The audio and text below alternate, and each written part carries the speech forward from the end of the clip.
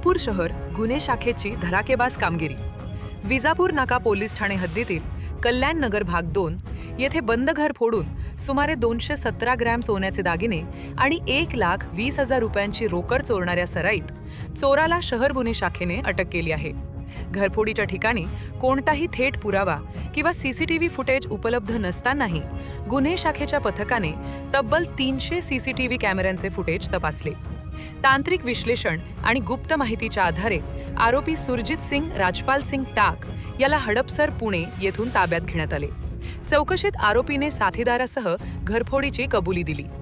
चोरीतील दागिने पुण्यातील 2 व्यक्तींना आणि एका सराफ व्यावसायिकाला विकल्याचे उघड झाले।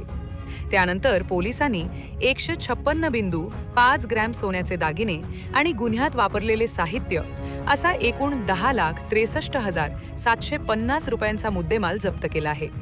ही उल्लेखनीय कारवाई पोलीस आयुक्तांच्या मार्गदर्शनाखाली वरिष्ठ पोलीस निरीक्षक अरविंद माने, सपोनी शैलेश खेडकर आणि शहर गुन्हे शाखेच्या पथकाने यशस्वीरित्या पार पाडली आहे।